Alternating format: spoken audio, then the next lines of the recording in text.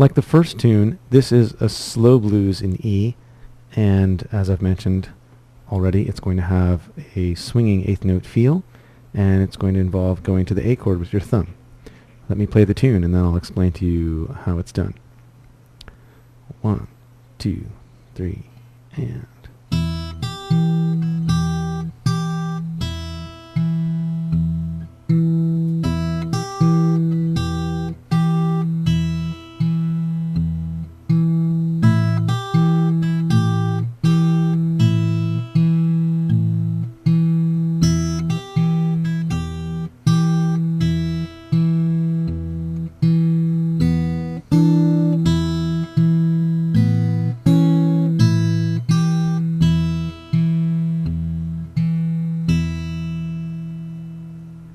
So this is a 12-bar tune, and the first 8 bars really just include one riff in the melody that gets played over and over.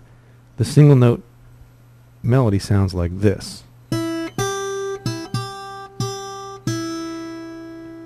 It's just an E minor pentatonic lick,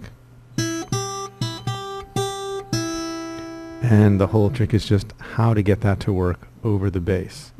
So at the outset, let's just look at what's going on with the right hand without even worrying about your pinky. You've got this rhythmically. And the way that's going to sit over the bass is like this.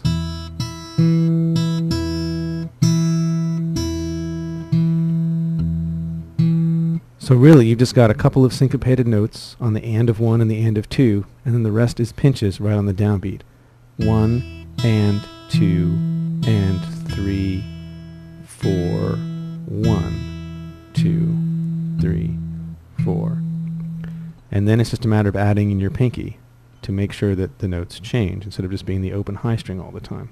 1, and 2, and 3, and 4, and 1, 2, 3, 4. That gets repeated.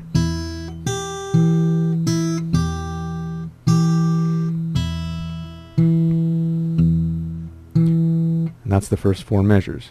Now you're going to bring the thumb over to the 5th string, but everything else is going to stay exactly the same. Just your thumb is starting and going 5th string, 4th string, 5th string, 4th string, where the melody does the exact same thing on top. You could rehearse it without worrying about your left hand like this. 1, and 2, and 3, and 4, and 1, 2, 3, 4. Then drop in your pinky.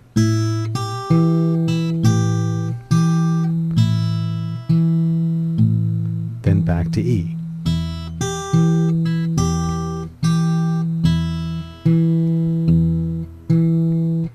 Now the last 4 bars, the sort of turnaround phrase, are all on the downbeats. There's no syncopation, and the melody just goes like this.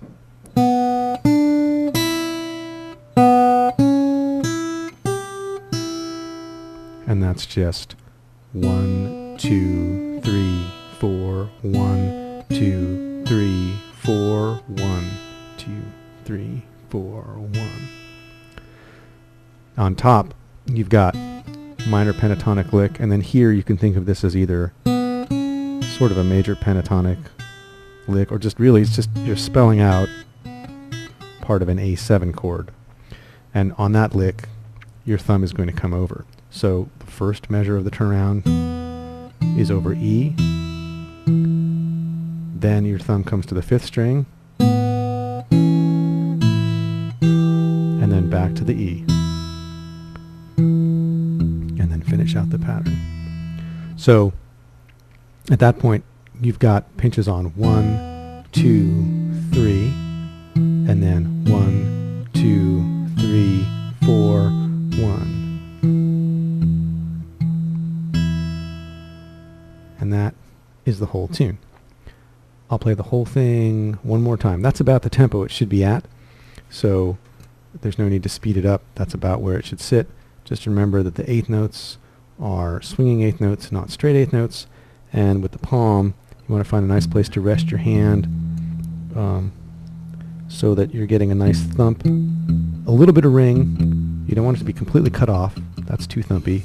And that's too ringy and open. It'll overwhelm the melody. You want to find a nice spot right there right by the bridge, where you're going to get a good thump on the low string, a bit of thump on the fourth string and the fifth string, but the high strings are still going to ring out. This is probably considered absolutely miserable technique by classical guitar players, but it works really great for this. So here's the whole tune, played one more time. 1, 2,